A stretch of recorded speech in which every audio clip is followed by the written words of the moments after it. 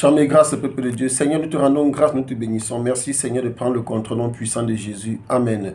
Bien-aimé, aujourd'hui, je vais te dire que Jésus-Christ est le seul chemin qui conduit à Dieu. Jésus-Christ est le seul chemin pour la vie éternelle. De nos jours, les gens ont tendance à suivre beaucoup de religions, beaucoup de divinités. Les gens ont tendance à s'accrocher à des idoles dans leur famille. Beaucoup ont tendance à s'accrocher à des traditions qui ont été faites des mains d'hommes, alors que le Seigneur Jésus-Christ, le Seigneur Dieu Tout-Puissant, n'est pas dans ça. Vous savez que l'apôtre Paul, lorsqu'il parlait au peuple de Corinthe, lui disait dans le livre de Corinthiens, 1 Corinthiens chapitre 8, à partir du verset 5, il le disait, car il est des êtres qui sont appelés Dieu. Or ici, Dieu est écrit avec petit d.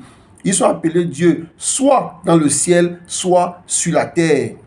Comme il existe réellement plusieurs dieux et plusieurs seigneurs.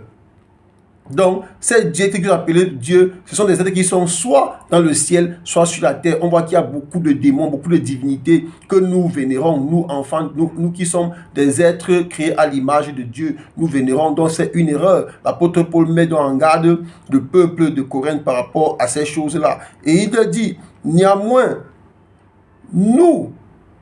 pour nous, il n'y a qu'un seul Dieu.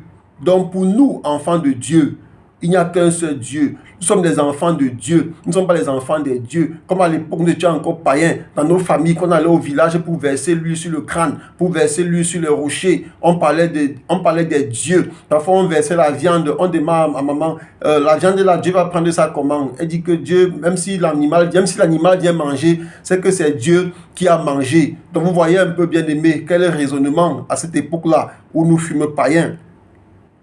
Et l'apôtre Paul dit, néanmoins pour nous, il n'y a qu'un seul Dieu, le Père, de qui viennent toutes choses, et pour qui nous sommes, et un seul Seigneur. Donc il n'y a qu'un seul Dieu, le Père, il n'y a qu'un seul Seigneur, Jésus-Christ, par qui sont toutes choses et par qui nous sommes. Vous vous souvenez, bien aimé, à la création, lorsque Dieu disait, faisons l'homme à son image, à notre image, il parlait avec Jésus-Christ. Donc, et Jésus qui lui-même dit, dans le livre de Jean, chapitre 17, au verset 5, je crois, Jésus dit qu'il a toujours été, avant que le monde fût. Je fus, donc il a toujours été. Donc, dans le livre de Jean, chapitre 17, verset 3, il est écrit, « Oh, la vie éternelle, c'est qu'ils te connaissent, toi, le vrai Dieu, et celui que tu as envoyé, Jésus-Christ. » Vous voyez ici maintenant, bien aimé, tout ce que nous faisons, c'est pour que les gens aient la vie éternelle. Tout ce que nous faisons aujourd'hui, c'est pour que